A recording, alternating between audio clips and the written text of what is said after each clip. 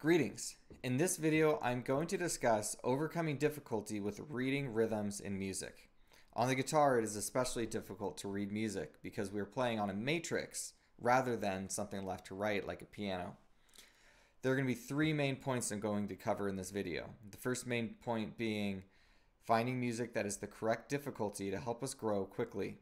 The second point is some advice on how to deconstruct a passage.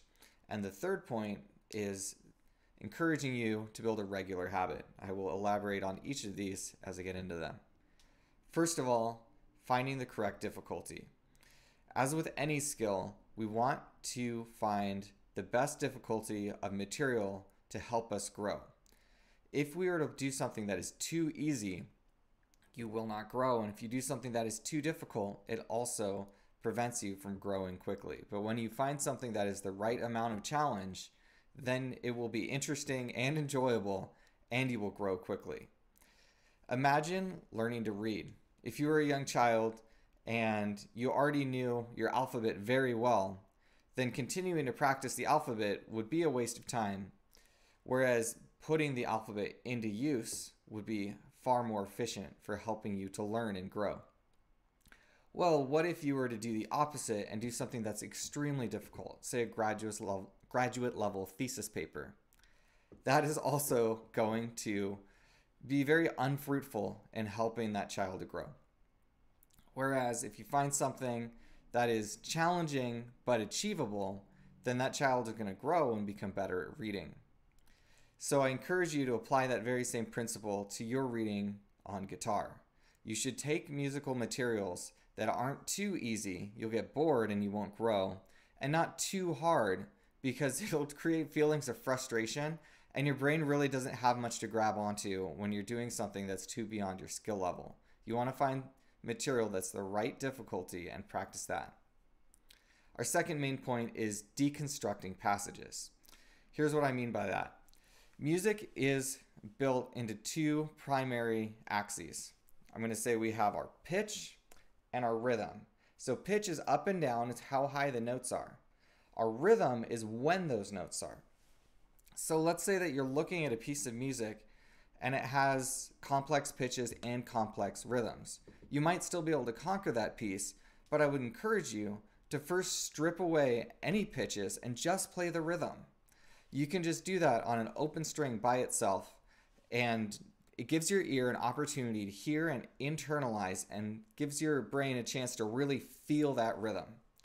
And then what you can do is you can do the opposite. Instead of stripping out the pitches, you strip out the rhythm and just play the pitches with no concern for time.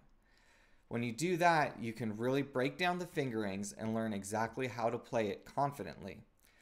Once your fingers know what to do and your ear has the rhythm figured out, then you can combine the two.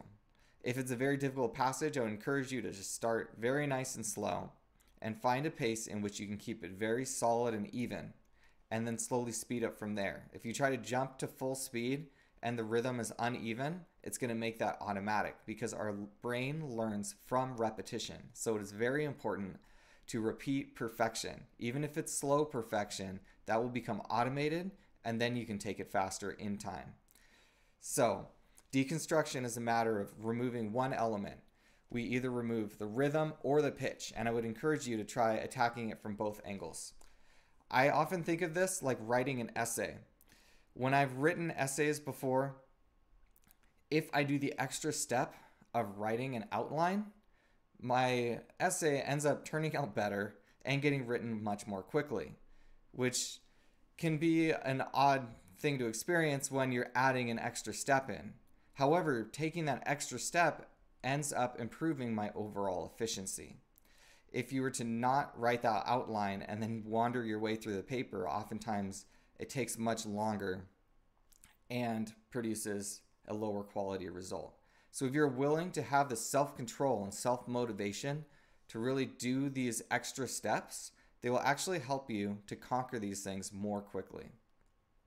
I would also say that our brain learns more efficiently by having challenges or problems isolated. So for example, There's been a great deal of research on piano players and what is the most efficient way to learn music. And study after study after study has confirmed that when a piano player learns something with just the left hand and then just the right hand and then puts it together, they learn much more quickly than if they learn with both hands together. And this can be applicable to difficult passages on guitar as well. There are times where you might just play the right hand fingering and strip away the left hand fingering. It can be a difficult process, but in the end, it pays off dividends and it helps you to conquer some very strange fingerings very quickly. So I strongly encourage you to give that a try. Finally, our third point, that we want to have a regular habit. Now, our brain builds new pathways while we are sleeping, just like our muscles regenerate when we are sleeping. If you were to go to the gym and work out, you tear your muscle fibers, and then while you're sleeping, those muscle fibers are built back up stronger. Your brain is very similar to that in that you practice a skill and it primes your brain to grow and learn, and then while you're sleeping, you build new pathways. You can learn during your practice, but I would encourage you to make it your goal to see progress between practices rather than during a practice. Think of the time when you were a child and you learned to read. It was a very long, slow process, but you practiced very often. You would go to school probably 5 days a week and sit in class and practice, and then you'd go home and you'd practice even more. So you probably had some sort of a 5 to 7 day habit of practicing reading. Well, music is a language itself, and learning to read music takes practice and time. And I would think of it as a matter of accumulating hundreds, if not thousands of hours of time interacting with sheet music.